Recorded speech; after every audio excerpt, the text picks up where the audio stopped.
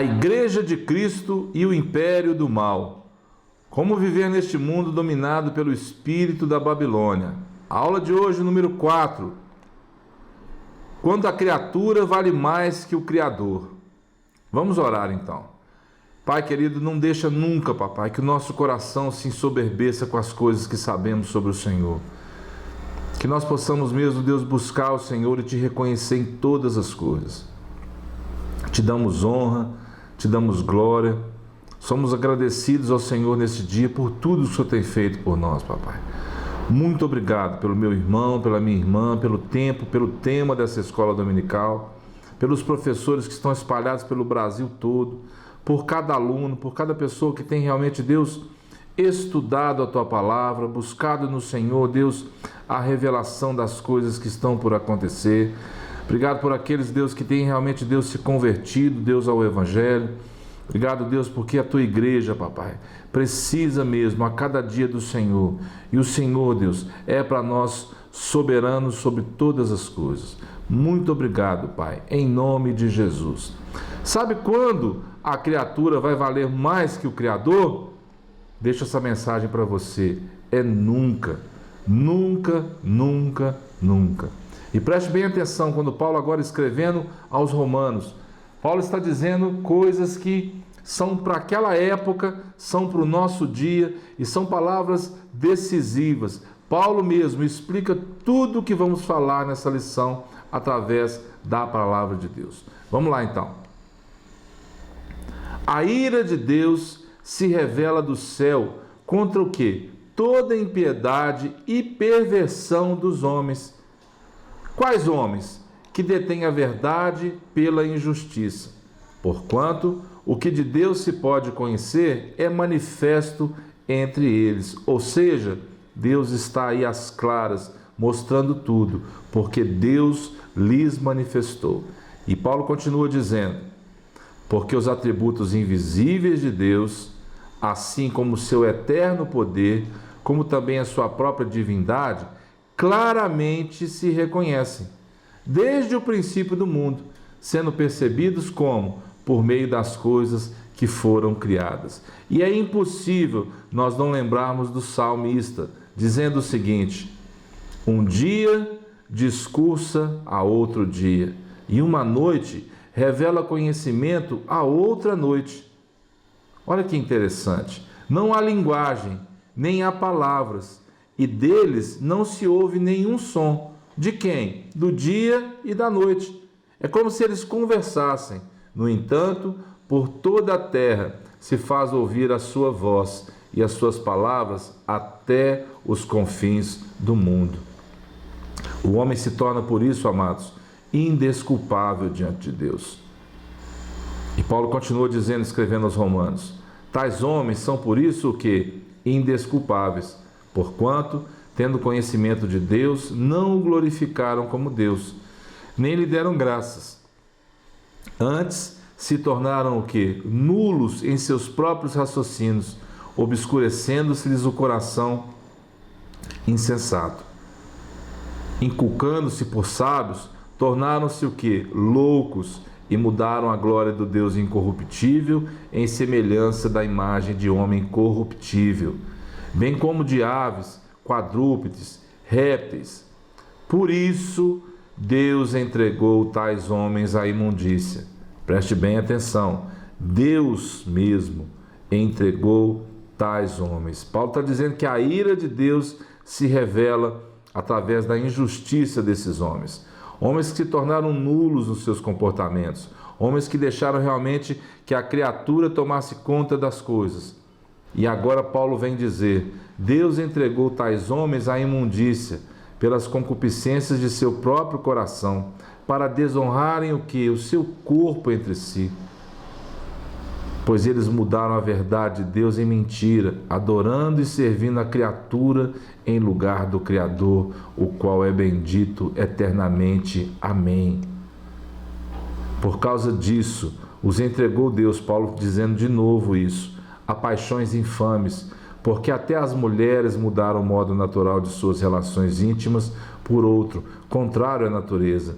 Semelhantemente, os homens também, deixando o contato natural da mulher, se inflamaram mutuamente em sua sensualidade, cometendo torpeza homens com homens e recebendo em si mesmos o que? A merecida punição do seu erro. A exaltação da criatura acima do Criador é a usurpação da glória divina pela mentira e vaidade, o que? Humana. Isso hoje é a nossa verdade prática. Tende em vós o mesmo sentimento que houve também em Cristo Jesus, pois ele, subsistindo em forma de Deus, não julgou o que? Como usurpação. É aquilo que nós dissemos antes. O ser igual a Deus, antes a si mesmo se esvaziou. Usurpar é tomar algo que não é seu, algo que não é devido. Ele não tomou esse lugar, ele não usou aquilo como realmente uma vantagem sobre nada disso. O ser igual a Deus, antes a si mesmo se esvaziou, assumindo a forma de servo, tornando-se em semelhança de homens e reconhecido em figura humana, a si mesmo se humilhou, tornando-se obediente até a morte e morte de cruz. Como que nós vamos vencer tudo isso? Deve ser feito por meio de um compromisso inegociável com a autoridade da palavra de Deus. Esse é o nosso grande desafio e continua sendo para nós a cada dia. Usar a palavra como realmente escudo, usar a palavra como orientação. Paulo diz que Jesus não usurpou o ser igual a Deus, antes a si mesmo se esvaziou. Ou seja, ele não tomou aquela posição como vantagem sobre nós. Ele se humilhou assumindo forma humana. Paulo, escrevendo aos Romanos, Paulo traz muito do que nós temos vivido hoje em detalhes para aquela época, para os dias atuais. Então, amados, a palavra de Deus, ela é viva e eficaz. Vamos em frente, então. Vamos falar um pouquinho agora sobre idolatria. Lembra lá do bezerro de ouro? Pois é, a idolatria do ser humano. Introdução. O antropocentrismo é o quê? O conjunto de ações e de doutrinas filosóficas que colocam o ser humano no centro de todas as coisas, também chamado de humanismo. Nada mais é que uma forma de idolatria ao ser humano. O ser humano se coloca no lugar de Deus. Essa herança cultural do movimento histórico, político e social conhecido como Renascença vem se desdobrando desde o século XIV. Algumas filosofias se destacam mundo afora. Por exemplo, modernismo, o humanismo, vamos falar um pouquinho sobre ele. O renascentismo também vamos falar. Mas não dá tempo da gente falar sobre os outros. Iluminismo, antropocentrismo, narcisismo, hedonismo, egocentrismo. Qual que é a semelhança deles? Possui o mesmo objetivo, afastar a criatura do seu Criador, que é bendito eternamente. Amém. A inimizade contra Deus, causada pela soberba e insensatez do homem ímpio, é que mantém afastado da verdade de Deus. Por isso, muito cuidado. Com o advento da revolução do pensamento, o ser criado passou a priorizar cada vez mais a criatura. E muito cuidado, amados, hoje, com tanta liberdade de pensamento, de escolha das coisas, para você não se confundir e de repente se achar aprovando aquilo que Deus não aprova. Se achar vivendo naquilo que Deus não quer que você viva. Se achar falando coisas que Deus não quer que você fale. Por quê? Porque hoje em dia está muito comum. Eu entendo as coisas. Eu entendo. Cuidado com isso, tá bom? Neste mundo, o juízo imperfeito e pervertido dos homens frequentemente decide o que é bom ou mal. Essa, porém, nunca foi a vontade de Deus. Quer ver uma coisa? Lá no princípio, Adão e Eva, eles tentaram ser iguais a Deus e determinar os próprios padrões. No que deu? Não deu certo, né? Vamos falar agora um pouquinho sobre o humanismo. É bem resumido, mas só para você entender a base, tanto do humanismo, depois vamos falar sobre o renascentismo, tá bom? O homem e o universo são apenas originários de energia que se transformou em matéria por obra do acaso. Pensa bem. Irmão do evolucionismo biológico, ele nega a existência de um Deus pessoal e infinito. Nega ser a Bíblia a revelação inspirada de Deus à raça humana. Tudo mentira. O homem é seu próprio Deus.